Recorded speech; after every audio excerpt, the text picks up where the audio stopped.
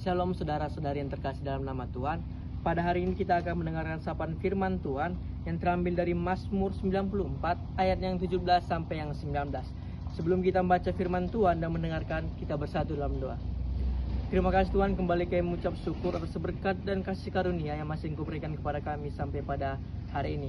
Sebentar Tuhan, kami akan mendengarkan sebagian dari isi firman-Mu. Kiranya Engkau berkatilah kami dengan curahan Roh Kudus-Mu. Inilah doa kami Tuhan, dengan pengantaran Kristus kami berdoa dan mengucap syukur hanya kepadamu. Amin. Mazmur 94 ayat 17 sampai yang 19 akan saya bacakan secara tunggal dengan judul perikop Allah Pembela Keadilan. Jika bukan Tuhan yang menolong aku, nyaris aku diam di tempat sunyi. Ketika aku berpikir, kakiku goyang. Maka kasih setiamu ya Tuhan menyokong aku.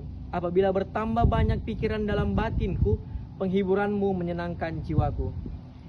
Ya, saudara-saudari yang terkasih dalam nama Tuhan, Mazmur 94 ini adalah bagian dari kitab Mazmur yang tergolong dalam kelompok penghiburan dan keadilan, dan yang berisikan seruan kepada Allah untuk bertindak sebagai hakim yang adil atas penderitaan manusia yang terjadi. Adapun tema yang saya ambil pada hari ini yaitu Tuhan mengisi ruang yang mereka tinggalkan. Tuhan mengisi ruang yang mereka tinggalkan. Teman-teman yang terkasih dalam nama Tuhan Yesus Kristus, mungkin dalam kehidupan kita sehari-hari kita sering bergumul tentang kenapa ya aku seperti ini, kenapa yang terjadi kepadaku. Maka mari kita jawab pertanyaan itu, kenapa aku sendiri di saat yang tersulit. Maka dalam ayat ini saya membagi dalam ketiga poin untuk menjawab pertanyaan dari saudara-saudari. Yang pertama, Tuhan tidak hanya hadir, ia juga mengisi.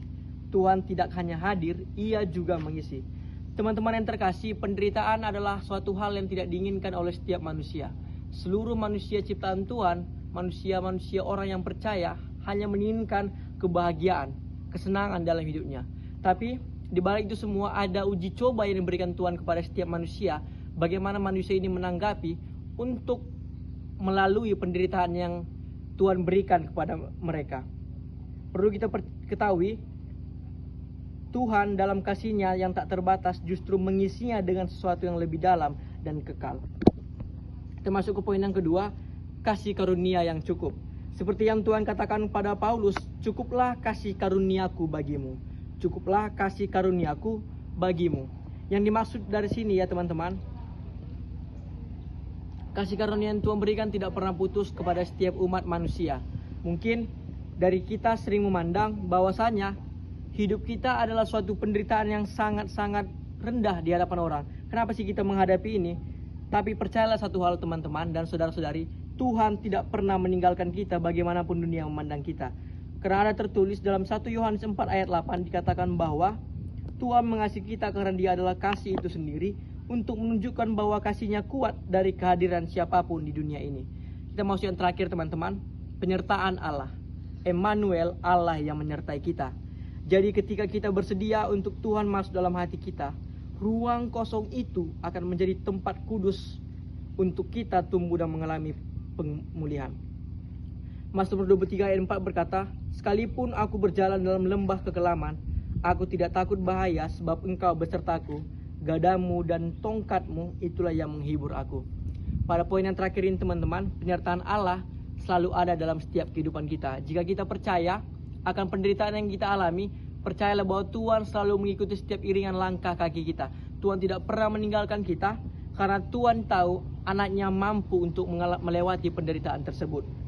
Salah seorang wanita Kristen teman-teman yang selamat dari kamp konsentrasi Nazi pernah berkata, you might never know that Jesus is all you need until Jesus is all you have. Yang artinya, kamu mungkin tak pernah tahu bahwa Yesus adalah satu-satunya yang kamu butuhkan, sampai hanya Dia menjadi satu-satunya yang kamu punya. Demikianlah firman Tuhan pada hari ini saudara-saudara yang terkasih. Kiranya renungan Tuhan pada hari ini dapat menjadi bekal dan tujuan iman dalam kehidupan kita masing-masing. Kita bersatu dalam doa. Terima kasih Tuhan, kembali kami mengucap syukur atas berkat dan kasih yang masih Engkau berikan kepada kami. Tuhan, kami telah selesai mendengarkan sebagian dari isi firman-Mu. Kiranya firman dapat bertumbuh dan berakar di setiap hati dan pikiran kami yang mendengarnya.